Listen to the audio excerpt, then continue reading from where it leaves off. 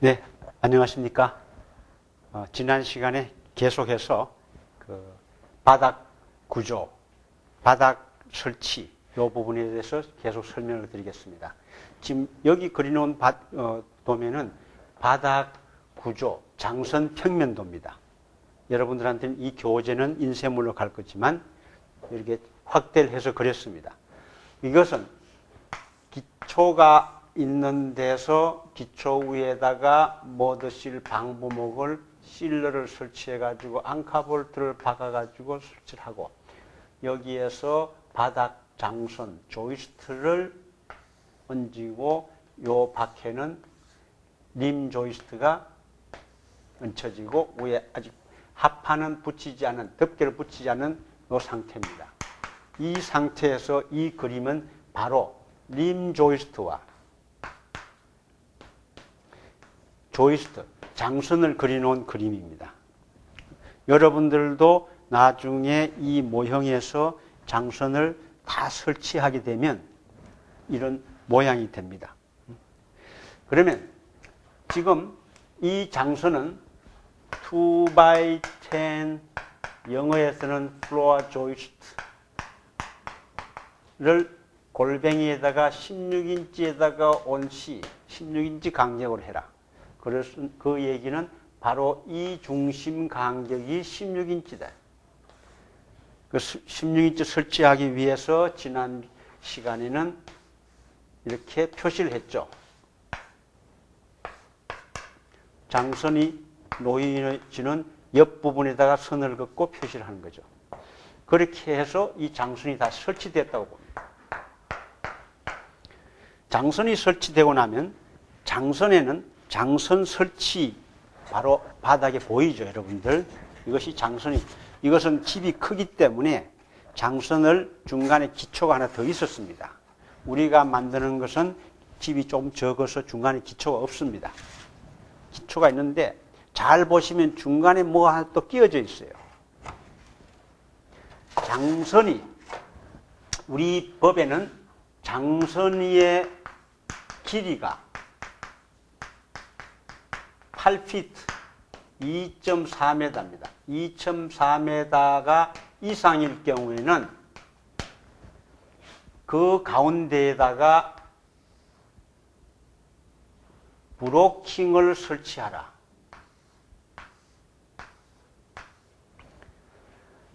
이 장선이, 이것이 장선이라면 긴 장선은 실제 목재도 그렇습니다. 약간 휘죠. 실제 목재도 나무가 길면 약간 휩니다. 그래서 이 장선들이 아무리 잘 설치했더라도 가운데에서는 조금씩 다 휩니다. 여러 가지 방향으로. 그래서 이 가운데에 브로킹을 하나씩만 끼워 넣어라. 뭐 이렇게 왔다 갔다 해? 나무와 나무 사이에 계속해서 이렇게 끼우고 이렇게 끼우면 못치기가 옆치기밖에 못합니다. 그런데 이것은 하나는 이쪽에 되고 이쪽 중심선에서 하나는 이쪽, 하나는 저쪽, 이쪽에 되면 못치기가 쉽죠. 못을 옆으로 칠 수가 있죠. 계속 연속되면 못을 못 치죠. 그래서 이 나무가 한 번은 이쪽에서 한 번은 저쪽에서 움직이면서 못을 치기 쉽기 위해서 이래서 설치하는 것이 이것이 브로킹입니다. 오늘 교재에서 다시 한번 읽어보시면 이 브로킹의 역할은 굉장히 중요합니다. 목구조에서 이 브로킹은 여러 가지 중에서도 보강을 하는 이런 장선이 휘든지 틀림이든지 이런 부분들을 다 잡아줍니다. 마찬가지로 위에서 내려오는 하중을 여기에서 하중을 이 나무가 받는 것을 이렇게 전달해서 옆에 나무까지도 연결시켜 줍니다. 우리에도 옛날 우리 고건축에도 다 있습니다, 이것이. 그래서 이 브로킹 설치를 하고 그 위에다가 다시 이 판재 4피트에 8피트라는 판재를 넣습니다. 자, 판재는 장선이 이렇게 가 있다는 것은 바로 이것이 뭐냐 하면 이것이 이런 방향이 구조 방향이다.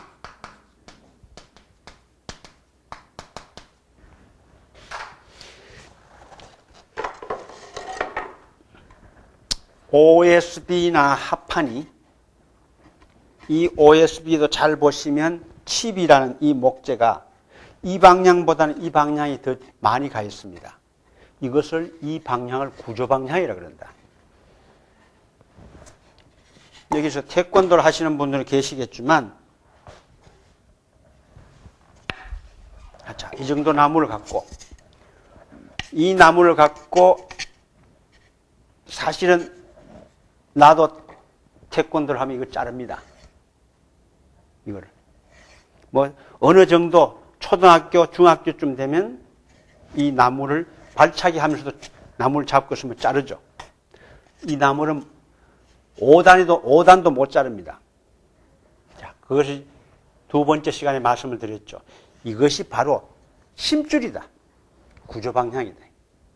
목재가 갖는 그레인, 힘줄이 바로 이 방향에 있습니다. 그래서 부재를 아무리 크고 좋더라도 이것을 선정을 잘못하면 그건 힘이 없습니다. 바로 그래서 이것이 구조 방향이다. 목재가 이 구조 방향이면 위에 판재가 이것이 구조 방향이면 크기에 관계없이 이래서 놔서는 안 된다. 이렇게 놔야 된다. 왜? 우리의 이 옷도 옷을 짤 때 올이 이렇게도 가고 이렇게도 갑니다. 모든 건 다 그렇습니다. 이것을 일본 말로는 다대욕구라고 하면서 이렇게 니트, 짜는 겁니다. 어떻게 보면 이것도 우리의 전통 건축에 가면 공포가 몇 초가 있을 때 한 포는 이렇게 가고 다음 포는 이렇게 갑니다. 이래서 다 위에 얹혀지는 합판은, 덮개는 이 방향으로 사팔이 놓여야 된다. 바로 여기에서부터 여기까지, 여기에서부터 여기까지. 이것이 폭이 48인치고 길이가 96인치다. 96인치는 16인치 모듈에서의 하나, 둘, 셋, 넷, 다섯, 여섯이다. 바로 여기에서 모듈의 기본입니다. 판이 이렇게 얹혀져. 그러면 밑에 있는 목재의 구조는 이렇게 가 있고 위에 판재 구조는 이렇게 가 있다. 바로 여기에서 못을 치면 되죠.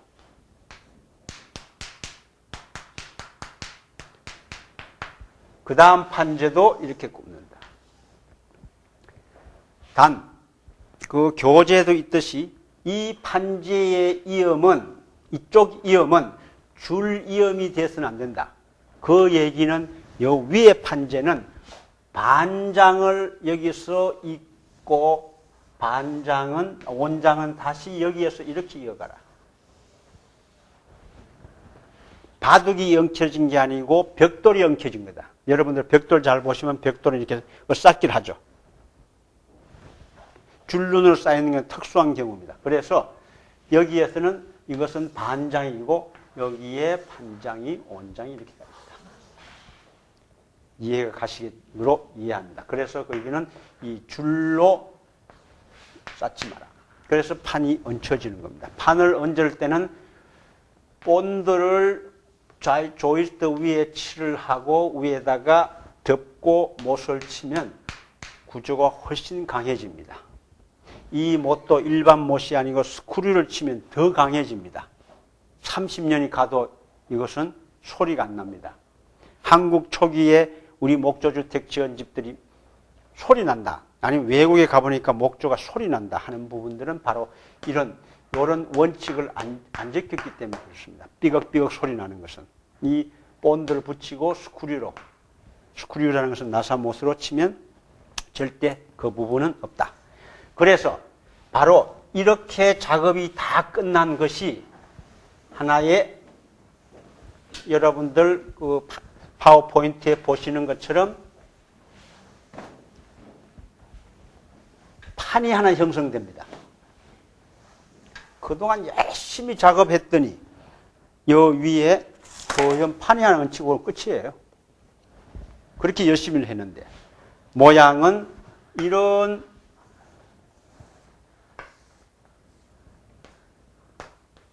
판이 형성된 거예요. 판 형성에는 합판이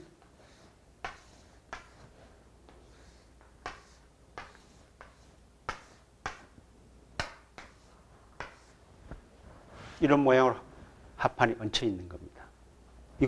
이게 끝이에요. 이게 바닥이고, 잘 보세요. 제가 뭘 그렸냐. 지금 바닥 그린 줄 알죠? 지붕 그렸어.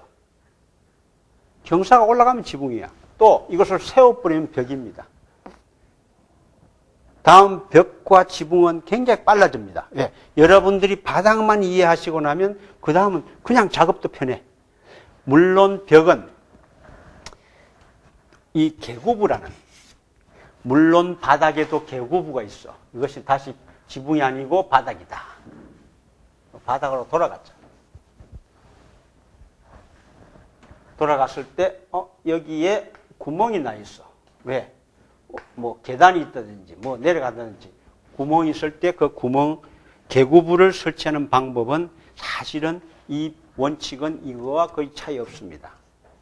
벽체에서 창을 설치하는 관계와, 그래서 요 모형은 이 바닥까지는 여러분들이 바로 이런 모양의 모형을 만드셔 가지고 메일로 넣어주시고, 다시 교재에 가서 교재 51페이지에 가시면 앙카볼트에 설치는 최소 길이가 지름이 12mm에 길이가 230 이상이 돼야 된다. 그리고 다음 넘어가면 바닥 및 공간이라는 크롤 스페이스라는 게 있습니다. 이것도 용어에서 보셨겠지만 바닥에 요사이는 거의 국내의 많은 집들은 이런 공법을 쓰질 않습니다. 크롤 스페이스.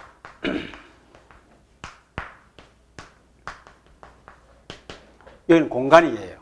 이것은 흙이고. 옛날에 우리 전통 건축에서, 한옥에서의 대청마루 밑에는 뜰락이 있고 내려가면 이렇게 뒷침돌이 있어가지고 마당이야. 물론 모양은 조금 다릅니다만은 이렇게 흙이 되어 있는 밑창이 있죠. 여기 누가 사는지 아시죠? 강아지가 있지. 그러니까 강아지가 탁 누워가지고 주인 오시나 안 오시나. 강아지가 누워서는 큰 대자로 누워서는 주인이 오시나 안 오시나. 외부 손님이 오면 꽁꽁꽁꽁 소리 지르죠. 바로 이 크롤 스페이스라는 것은 바닥 밑 공간. 우리의 한옥은 이 크롤 스페이스가 굉장히 건조했습니다. 참 좋았습니다. 그 이유는 땅에서부터 떨어져 있고, 그 다음에는 이렇게 앞과 뒤가 환기가 됐어요. 그래서 여기는 굉장히 흙이 보석보석 건조하고 따스하고 좋기 때문에 개가 있는 거예요. 물론 크롤 스페이스의 대청 마루의 뒤에 가면 약간 습해. 왜냐하면 이건 엄지거든. 그래서 여기 약간 습한 데는 땅을 이렇게 파가지고 뭘 묻어놔요. 우리 어머님이. 밤입니다. 왜? 여기 약간 습하기 때문에 밤이 좋아해. 선선하고. 반냉동이죠. 참 현명한 우리 선조들이죠. 중요한 것은 이 크롤 스페이스에 여러분들은 앞으로 이것은 기초가 올라와서 크롤 스페이스를 했기 때문에 집을 막고 나면 우리가 지금 짓고 있는 집의 크롤 스페이스는 폐쇄가 되어버립니다. 다 막혀버려요. 이쪽 기초와 저쪽 기초를 해서 꽉 막혀버립니다. 막힌 폐쇄된 공간에서는 오래 두면 여기가 습기가 찹니다. 습기가 차면 이게 젖어버립니다. 젖으면 위에 판재도 젖어가지고 어떤 판이 밑에서 습기가 생기면 자, 이것은 숙제로 드릴까요? 여러분들 한번 나중에 과제에서 제출해 주세요. 이 판재에서 밑에에서 습기가 올라왔어. 이 판이 이렇게 되는 경우를 1이라 그러고 이렇게 되는 것을 2라 그럽니다. 여러분들 답은 1 아니면 2만 쓰시면 돼. 이 강의가 12강의로 알고 있는데 12강의의 숙제, 시험 첫째, 판재가 밑에서 습기가 올라왔을 때 1이냐 2냐 됐죠? 그 다음 한 가지만 더 숙제가 아니고 사실 시험인데 브로킹을 설치할 때 16인치 간격의 장선에서 이것이 2x10 장선 조이스트에 이것이 16인치 간격으로 그랬어. 요 사이에 브로킹을 끼웠습니다. 두 번째 시험은 이 브로킹의 길이는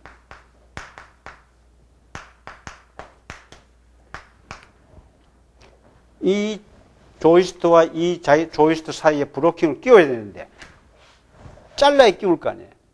자르는데 요 길이는 얼마냐? 요 두 가지를 이메일로 해서 보내주셔야 돼. 이것은 오래 안 기다립니다. 그 주 내에 보내주셔야 되지. 한참 있다 오시는 건 해당 없습니다. 자, 이래서 이것이 습기가 방지하기 위해서 하는 것이 환기구입니다.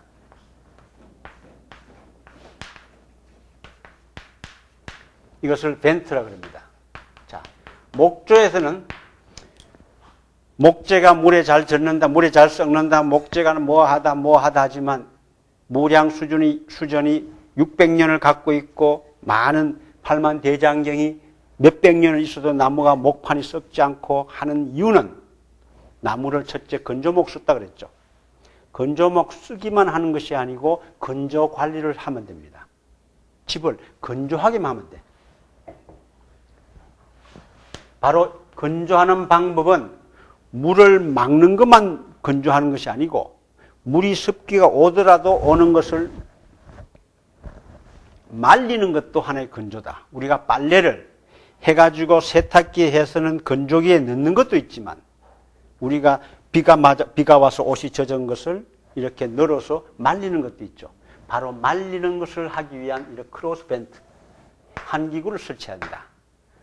환기구를 설치해서 여기다가 스크린을 해놓으면 이것이 젖질 않습니다. 젖이 아니고 젖다. 그래서 이 부분은 초기에 우리 일산의 그 정발산 부분이나 서울 근교의 도심 주택이 10년 전에서는 많은 문제점을 갖고 있던 부분입니다. 건축주가 보기 싫다고 막아버려요. 뭐가 구멍이 우리 집 밑에 왜 저 구멍을 내놨어? 다 멋있게 막아놓으니까 이 집은 이렇게 된지는 모르고 이렇게 된지는 모르지만 하여튼 이 바닥이 울어버렸어. 이거 실제입니다. 그래서 이 사모님께서 목수를 불러다가 이렇게 된 거는 여기를 자르고 이렇게 된 거는 이렇게 잘랐어. 대패질을 했어. 목재 마루라니까 대패질하면 깨끗할 줄 알고 했더니 3번 미니까 아니 합판이 나옵니다. 왜? 목재 마루가 아니고 이 사이는 다 강화 마루죠.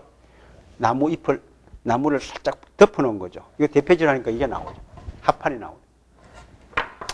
그런 에피소드가 꽤 많은 부분입니다. 그래서 이 부분은 필수적으로 이렇게 건조시켜야 되는 크롤스페이스가 있고 그 다음에는 52페이지의 바닥 덮개의 두께는 이 장선의 간격에 따라서 두께 차이가 있다는 것은 그 책을 보시면 되겠습니다. 그리고 계구부의 보강 마지막으로 53페이지에 이 수평 부재의 절단 홈따기 구멍 뚫기 이 부재를 아무데나 구멍 뚫고 아무데나 자르면 안 됩니다. 그러면 이건 부셔집니다. 그렇다고 구멍을 일체 못 내느냐? 그렇지 않습니다. 그 허용 범위가 있습니다. 이 정도는 여러분들은 외우시지는 못하더라도 만일에 나중에 현장에 간다든 자기 집을 지을 때는 충분히 이 정도는 메모를 해서 이 책을 뒤지더라도 이 규정은 지켜줘야 돼요. 안전과 관계되고 구조와 관계됩니다. 54페이지 넘어가면 마찬가지로 절단 구멍, 그 그림, 바닥 장선에 설치되는 그림, 이렇게 바닥을 완전히 다 설치하는, 지금 이 집은 지붕까지 설치한 집이지만 여러분들의 과제는 바닥까지 이번 시간을 통해서 완전히 끝내고 제출해 주시고 다음 시간에는 벽체 작업으로 들어가겠습니다. 그래서 벌써 지금쯤에 바닥 작업을 하시고 나면 모든 이런 장비나 간단한 기구나 준비를 하시고 특별히 그 칼을 쓰고 있기 때문에 조심해 주시고요. 그래서 이 안전칼이 굉장히 중요하고 다 작업 마치면 다른 거는 괜찮은데 칼만큼은 치워주세요. 어린아이들이 아빠가 뭐 만드니까 재밌다. 나도 해보자. 절대 안 됩니다. 그래서 재밌는 시간 되시고 좋은 집 만들어 주세요. 바로 여러분들이 그것을 만드시면서도 생각은 저 전원 속에 있는 내 집이라고 생각을 하세요. 그럼 그 집이 참 재밌습니다. 에이, 이거 뭐야 이거. 근데 현재까지 제가 한 3,000명 교육을 하면서 이것을 한 3,000채 지었죠. 다 좋아합니다. 이것을 갖고 지하철 탄 사람도 있어. 지하철 주위에 다 몰려들어요. 이게 뭐냐 이거. 내가 공부하는 거다. 그분이 58에 했는데 그 강화도에 자기 집을 지어서 지금 잘 살고 계십니다. 여러분들도 이런 것을 한번 지으면서 많은 새로운 느낌과 구조적인 이해와 집에 대한 사랑을 갖추시면 좋겠습니다. 자, 오늘 이만 하겠습니다. 감사합니다.